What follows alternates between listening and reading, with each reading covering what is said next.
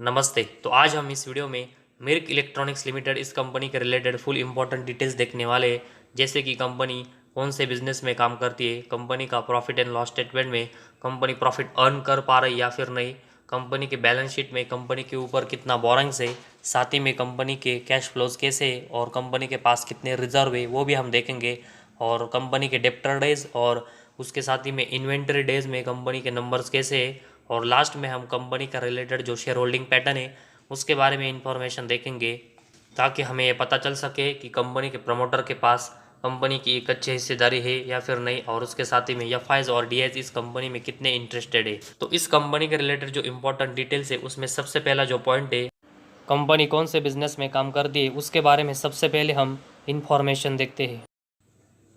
तो इस कंपनी का अगर हम बिजनेस देखेंगे तो ये कंपनी मैन्युफैक्चर और मार्केटिंग इलेक्ट्रॉनिक्स से रिलेटेड जो कंज्यूमर ड्यूरेबल है इसका करती है। और उससे पता चलता है कि कंपनी का जो मेनली बिजनेस है वो इलेक्ट्रॉनिक्स से जुड़ा हुआ है, जिससे कंपनी मेजर रेवेन्यू अपना जनरेट करती है। तो इस कंपनी का जो बिजनेस इलेक्ट्रॉनिक्स से रिलेटेड है, जो कि अभी हमें अच्छा देखने को मिला है, लेकिन सिर्फ कंपनी का बिजनेस देखने से हम किसी भी कंपनी का फ्यूचर डिसाइड नहीं कर सकते या फिर कंपनी की करंट पोजीशन तय नहीं कर सकते। तो इसीलिए हमें कंपनी के रिलेटेड जो और इम्पोर्टेंट डिटेल्स है वो भी देखनी पड़ेगी। और उसके लिए सबसे पहले हम कंपनी का आरओसी देखेंगे तो 2.54% है, और कंपनी का आरओई -3.14% का है। तो इस कंपनी का आरओसी ज़रूर प्लस में है, लेकिन इसके जो नंबर्स है वो अभी भी बहुत ही कम है, और कंपनी को इसमें आने वाले समय में एक अच्छी इंप्रूवमेंट करनी पड़ेगी। और उसके बाद कंपनी का आरओई अगर हम देखेंगे तो -3.14% का है। तो इसको कंपनी को प्लस में जनरेट करके कंटिन्यूस गेन करना पड़ेगा, तभी कंपनी लॉन्ग टर्म में और आने वाले समय में एक अच्छा परफॉर्मेंस कर पाएगी।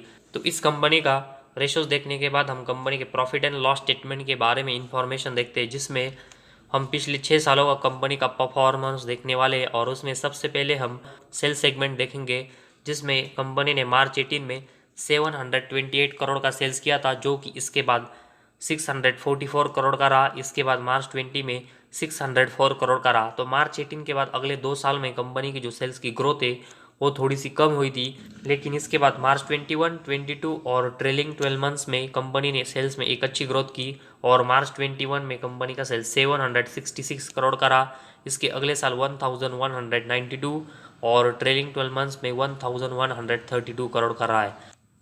तो इस कंपनी का मार्च 18 से लेकर ट्रेलिंग 12 मंथ्स तक सेल्स देखेंगे तो कंपनी ने इसमें एक अच्छी ग्रोथ की है। और इस सेल्स के कंपैरेटिवली अगर हम कंपनी का एक्सपेंस देखेंगे तो कंपनी ने हमेशा ही अपना जो सेल्स है वो एक्सपेंस के कंपैरेटिवली ज़्यादा किया है, जिस रीज़न की वजह से मार्च 18 से लेकर ट्रेलिंग 12 मंथ्स तक कंपनी का जो ऑपरेटिंग प्रॉफिट है वो कंपनी ने हमेशा ही पॉजिटिव में जनरेट किया है। लेकिन जिस तरह कंपनी का सेल्स बढ़ रहा था, उसी तरह कंपनी के जो एक्सपेंस है वो भी उसी रेंज में बढ़ रहे थे, और इसी रीज़न की वजह से कंपनी का ऑपरेटिंग प्रॉफिट मैक्सिमम मार्च 18 से लेकर ट्रेलिंग 12 मंथ्स तक पॉजिटिव में जनरेट होने के बावजूद अगर हम देखेंगे तो एक्सपेंस बढ़ने की वजह से कंपनी का जो ऑपरेटिंग प्रॉफिट है उसके नंबर से वो हमें मार्च 18 के बाद कंटिन्यूस कम होते हुए देखने को मिले और अनस्टेबल देखने को मिले। तो इस कंपनी का जो सेल्स बढ़ रहा है वो तो अच्छी बात है, लेकिन इसके साथ ही में कंपनी को अपने जो एक्सपेंस बढ़ रहे हैं वो भी कंट्रोल में करने पड़ेंगे, तभी कंपनी का जो ऑपरेटिंग प्रॉफिट है उसके नंबर से वो अनस्टेबल और कम हो रहे हैं वो यहाँ पर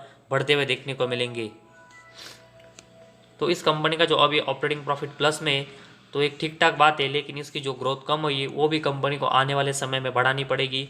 और उसके साथ ही में ऑपरेटिंग प्रॉफिट मार्जिन मार्च 18 में जो 6% था उसके बाद हमेशा ही इसके नीचे ही हमें ट्रेलिंग 12 मंथ्स तक देखने को मिला है। तो इस कंपनी को और इसी वजह से ऑपरेटिंग प्रॉफिट के साथ ही में ऑपरेटिंग प्रॉफिट मार्जिन में कंपनी का जो परफॉर्मेंस कंटिन्यूस मार्च 18 के बाद डाउन हुए वो रोक कर फिर से कंपनी को इन दोनों सेगमेंट में अच्छी ग्रोथ करनी पड़ेगी, तभी कंपनी लॉन्ग टर्म में अच्छा परफॉर्मेंस कर पाएगी। और उसके बाद हम कंपनी का नेट प्रॉफिट देखते हैं, जिसमें मार्च 18 में कंपनी 23 करोड़ के प्रॉफिट में थी, लेकिन इसके अगले 2 साल कंपनी का जो नेट प्रॉफिट है वो लॉस में गया। इसके बाद फिर से अगले 1 साल में कंपनी प्रॉफिटेबल देखने को मिली, लेकिन फिर से अगले 2 साल मतलब मार्च 22 और ट्रेलिंग 12 मंथ्स में कंपनी लॉस में गई है। तो इस कंपनी के ऑपरेटिंग प्रॉफिट के नंबर से वो तो डाउन हो रहे थे, लेकिन साथ ही में कंपनी को जो इंटरेस्ट चुकाना पड़ रहा है उस रीज़न की वजह से कंपनी के नेट प्रॉफिट के ऊपर इम्पैक्ट आ रहा है। और इसी रीज़न की वजह से मार्च 18 के बाद अगर हम देखेंगे तो कंपनी मैक्सिमम टाइम लॉस कर रही है। और साथ ही में कंपनी का अर्निंग पर शेयर भी अगर हम देखेंगे तो मैक्सिमम टाइम मार्च 18 के बाद ये भी निगेटिव में देखने को मिला है, जिस रीज़न की वजह से अभी यह हमें इन्वेस्टमेंट की नज़र से पहला नेगेटिव पॉइंट कंपनी के रिलेटेड देखने को मिला है। और उसके बाद हम कंपनी की बैलेंस शीट के बारे में इंफॉर्मेशन देखते हैं, जिससे हमें पता चल सके कि इस कंपनी के पास कितने रिजर्व है और कंपनी के ऊपर जो बोरेंग्स है वो कितना है, ताकि कंपनी का अगर बोरेंग्स कंटिन्यूस कम होता रहेगा तभी कंपनी का जो इंटरेस्ट रेट है वो कम होगा और तभी कंपनी के नेट प्रॉफिट में कंपनी अच्छी ग्रोथ कर पाएगी। और ये सब देखने के लिए सबसे पहले हम कंपनी के जो रिजर्व है वो देखेंगे। तो इस कंपनी के जो रिजर्व है वो मार्च 18 में 196 करोड़ के थे, जो कि मार्च 21 तक कंपनी ने इसको अच्छे से बढ़ाया था। लेकिन पिछले अगर हम 1-1.5 साल से देखेंगे तो कंपनी के जो रिजर्व है वो 200 करोड़ से गिरकर अभी 177 करोड़ के हुए। और इस रिजर्व के कंपेरेटिवली अगर हम कंपनी के ऊपर बोरिंग्स देखेंगे तो मार्च 18 में कंपनी का बोरिंग्स 50 करोड़ का था, जो कि इससे पहले अगर हम देखेंगे तो 200 करोड़ के ऊपर कंपनी का बोरिंग्स था, जो कि मार्च 18 में कंपनी ने 50 करोड़ का किया था। और सितंबर 22 में कंपनी के ऊपर 78 करोड़ का बोरिंग्स है। तो इस कंपनी के जो रिजर्व की ग्रोथ है वो पिछले 2 सालों में डाउन हुए है। तो सितंबर 22 में कंपनी का जो बोरिंग्स है वो 78 करोड़ का है और उसके कंपेरेटिवली कंपनी के पास 177 करोड़ के रिजर्व है, जो कि अभी भी इस कंपनी की बैलेंस शीट को स्टेबल बना रहा है। लेकिन कंपनी को जो अभी इंटरेस्ट रेट चुकाना पड़ रहा है उस रीज़न की वजह से कंपनी का जो नेट प्रॉफिट है उसके ऊपर इम्पैक्ट हुआ है और कंपनी लॉस में गई है। तो इसी वजह से कंपनी का जो बोरिंग्स है वो कंपनी को आने वाले समय में कम करना पड़ेगा, ताकि कंपनी का इंटरेस्ट कम हो और कंपनी के नेट प्रॉफिट में आने वाले समय में एक अच्छी ग्रोथ हो। और इसके बाद हम कंपनी का जो कैश फ्लोज है उसके बारे में इंफॉर्मेशन देखते हैं। तो इस कंपनी का नेट कैश फ्लो मार्च 18 में 3 करोड़ का था, जो कि इसके अगले 2 साल लॉस में गया। इसके अगले साल फिर से प्लस में आया और अभी मार्च 22 में फिर से लॉस में गया है। तो इस कंपनी का अगर हम मैक्सिमम नेट कैश फ्लो का परफॉर्मेंस देखेंगे तो 1-2 साल ज़रूर प्लस में आता है, लेकिन मैक्सिमम टाइम अभी भी कंपनी का नेट कैश फ्लो है वो हमें लॉस में देखने को मिला, जिस रीज़न की वजह से अभी तो हम ये नहीं कह सकते कि कंपनी आने वाले समय में नेट कैश फ्लो में अच्छा परफॉर्मेंस कर पाएगी। और इस रीज़न की वजह से कंपनी को अपने नेट कैश फ्लो के परफॉर्मेंस से वो भी इम्प्रूव करके net cash flow continuous plus में जनरेट करना पड़ेगा, तभी कंपनी एक नेट कैश रिच कंपनी बनेगी और अच्छा परफॉर्मेंस कर पाएगी। और उसके बाद हम कंपनी का डेप्टर डेज और इन्वेंट्री डेज के बारे में इंफॉर्मेशन देखते हैं, जिसमें मार्च 18 में कंपनी के डेप्टर डेज 67 थे, जो कि इसके बाद कंपनी ने अपने ऊपर के जो डेप्टर डेज है वो मैक्सिमम कम किए और मार्च 22 में ये 31 है। तो इस कंपनी ने डेप्टर डेज के नंबर्स कम किए, जो कि कंपनी के बिजनेस की नज़र से एक अच्छा साइन है।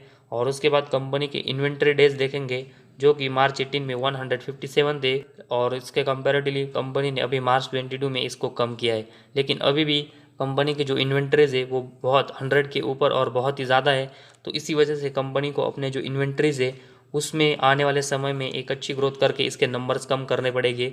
तो डेप्टर डेज में कंपनी ने अच्छा परफॉर्मेंस किया है, लेकिन इन्वेंट्रीज में कंपनी को इम्प्रूवमेंट लानी पड़ेगी। और लास्ट में हम कंपनी का शेयर होल्डिंग पैटर्न देखेंगे, जिसमें कंपनी के प्रमोटर के पास 53% की हिस्सेदारी है और उसके बाद एफआईज के पास 1.02% की हिस्सेदारी, डीएस के पास इस कंपनी की कोई इन्वेस्टमेंट नहीं है और पब्लिक के पास 45.62% की हिस्सेदारी है। तो इस कंपनी में एफआईज की जो इन्वेस्टमेंट है वो भी अगर हम देखेंगे तो पिछले 1-2 साल से कम हो रही है और कंपनी के जो मैक्सिमम शेयर होल्डिंग है वो कंपनी के प्रमोटर के पास है या फिर कंपनी के पब्लिक के पास है। और उसका रीज़न भी है कि कंपनी के जो परफॉर्मेंस है वो अभी भी इतने स्टेबल और स्ट्रांग नहीं हुए, जिसकी वजह से एफआईज और डीएस इस कंपनी में ज़्यादा इन्वेस्टमेंट करे। तो इस कंपनी को बहुत सारे सेगमेंट है, इनमें एक अच्छी ग्रोथ करनी पड़ेगी, तभी कंपनी आने वाले समय में स्टेबल और अच्छे रिटर्न देते हुए देखने को मिलेगी। और इसीलिए कंपनी को प्रॉफिट एंड लॉस स्टेटमेंट में कंपनी जो सेल्स अच्छा कर रही है वो तो एक अच्छी बात है, लेकिन उसके कंपैरेटिवली कंपनी को एक्सपेंस है वो भी कम करने पड़ेंगे, तभी कंपनी का ऑपरेटिंग प्रॉफिट का परफॉर्मेंस है वो डाउन हुआ है वो इम्प्रूव होगा और कंपनी का जो नेट प्रॉफिट है वो भी अच्छे से परफॉर्मेंस करेगा। और उसके साथ ही में कंपनी को अपने इंटरेस्ट है वो भी कम करने पड़ेंगे और उसके लिए कंपनी को अपने ऊपर का बोरिंग से वो कम करना पड़ेगा, तभी कंपनी नेट प्रॉफिट में अच्छा परफॉर्मेंस कर पाएगी। कंपनी को कैश फ्लोज भी पॉजिटिव में जनरेट करने पड़ेंगे, कंपनी को इन्वेंट्री डेज है उसके नंबर्स कम करने पड़ेंगे और इन सभी में कंपनी अच्छा परफॉर्मेंस करती है, तभी कंपनी आने वाले समय में अच्छा और स्टेबल परफॉर्मेंस कर पाए। इन सब रीज़न की वजह से कंपनी की जो फंडामेंटल है वो अभी भी इतने स्ट्रांग नहीं हो पाए, जिस रीज़न की वजह से हम इस कंपनी में बहुत ही अच्छी इन्वेस्टमेंट करें। और इसी रीज़न की वजह से हमें इस कंपनी में 500 रुपये से ज़्यादा इन्वेस्टमेंट नहीं करनी चाहिए जब तक कंपनी अपने परफॉर्मेंस में अच्छी ग्रोथ नहीं करती।